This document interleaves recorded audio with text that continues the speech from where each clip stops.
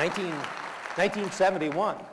I mean, that's the first time I burned out. I said, whoa, this is nuts. Why should I write my ads? Why should I put my signs in? Why should I measure the property myself? Why should I do all this communication when I can hire a secretary much less expensive? And I sat down in a very easy fashion and said, what do I do that makes me money? And I divided my 3 tasks a day into A's, B's, and C's, okay? And the A's that made me money was basically when I was face-to-face with the client. I was either trying to get a listing, I was showing houses, I was sitting at a closing table, I was getting a commission check. That was important to me.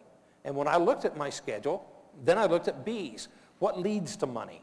And on my list of things that led to money was prospecting, was advertising, was taking phone calls, it was mailing mail-outs out, or whatever it was. And then I looked at C's, and that were necessary evils. I had to fill the gas tank up. I had to get the car washed. I had to drop my laundry off at the laundromat or whatever it might be. I had to go to the weekly sales meeting. I mean, anybody that goes to a weekly sales meeting is out of their mind. I mean, you know, there ain't no money in it, guys. I mean, my broker used to say, when are you going to come to the sales meeting? And I'd say, well, when the hell are you going to pay me to come? Well, you take the A, B's, and C's system, and it doesn't take you very long to figure out you shouldn't be doing C's. And you probably shouldn't be doing very many B's. But you should maximize as many minutes as you can on A's. Face-to-face, belly-to-belly, the living, breathing, non-realtor human being. Because there's a bunch of you spend a lot of your time with other realtors. You're going to have milk and cookies and go to the MLS meeting. You're going to be president of your board of realtors. Man, that makes a lot of money.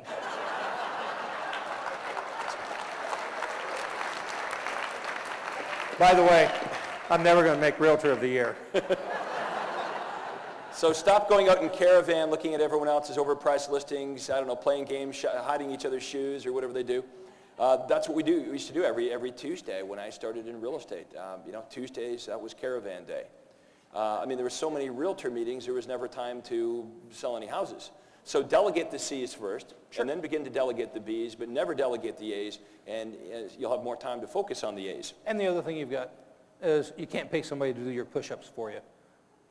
I mean, you can't. That'd be great, wouldn't it? It would be great, man. I could lose weight overnight, but it doesn't happen. But you can't delegate your training. If you want to learn how to chop wood faster, you got to sharpen the axe. Right. You've got to set aside time to learn, and you got to set aside time to rest and relax and think. And when you come to a meeting like this, you can almost have 2 pads of paper in front of you. And it's interesting. You tell me if this isn't true. 2 pads of paper. One, you're taking down ideas that Craig or the other people tell you, and there's going to be ideas that you take home and you're going to look at them, and maybe you can make some money off of them. There's going to be some other ideas that come to your head that have nothing to do with what Craig says. It'll just pop in your head. Oh, I promised I was going to call that listing. Oh, I had that lead. I forgot to do it. When you're in a learning, stimulating, entertaining situation like you are today, ideas pop into your head that have nothing to do with what you're learning about, but they're ideas nonetheless that will help you make money or do your business better. And so you have to have time to do the training sessions because that's where you get ideas. Like when we're back home, we're so busy being busy, you don't have time for the subconscious to really download these wonderful ideas. Sometimes, and I know this relates to you, you'll get a great idea while you're relaxing, doing something else, it just pops into your mind. We need to actually implement the ideas as well. That's another challenge realtors sometimes have is they go to meetings, they write down lots of ideas, and everyone has the place, right, where they're going to stuff the ideas under your desk, in the closet, under your bed. You know, we're stressing that this conference is all about implementation and you know, learning how to prioritize the ideas. What I talked about yesterday was you're going to write down 20 or 30 pages of notes. Then you've got to look at those, prioritize them, pick 4 or 5 that you feel is going to cause you the most leverage, work on those ones first. Agree. Okay, getting back to this team concept, my question, and we've kind of covered this, was the number of real estate teams have been gaining momentum. The team concept really began and evolved with RE/MAX. Is this the success model for the future? It isn't for everybody, but for the vast majority of aggressive professional realtors, the teams is where it's at in the future. There are people that make perfect team members, and what you need to do is, I learned a long time ago, there's 2 concepts. You can build on your strengths or you can build on your weaknesses. Now, let's say you've got, some of you look like you're old enough to have kids, so your kid comes home from school and he gets 4 A's and a C. What do you start talking about? The C. For crying out loud, 4 A's. I never had 4 A's in my life, you know? And so there's a terrible mistake that gets made of people that think, okay, I'm really good at this, I need to get better at that. And in reality, that's wrong. What you're really good at, do, and do it better and better. What you're bad at or not as good at, delegate. Get somebody else to do it. Now, most of you people come in the real estate business because you're gregarious. You like other people. You enjoy being around people. You're not bookkeepers. You're not IT people who want to sit at a computer screen all day.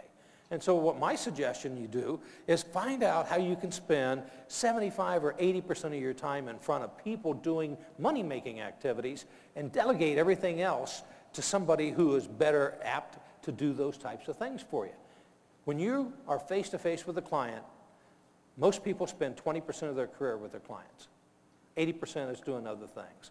If you can reverse that, 80% with clients and 20% with other things, you can work half as many hours and you can make 3 times as much money as you do right now. Well, that's what we echoed last evening. Remember, we talked about 10 times the results with half the effort. That's it. We talked about the fact that we all have our God-given gifts and we have our weaknesses. And I was always brought up that you should develop your weaknesses. And I say the hell with your weaknesses, delegate them, and focus on the things that you're really good at, because the things that you're really good at tend to be the things that you like. So delegate your weaknesses, focus on your rainmaker activities.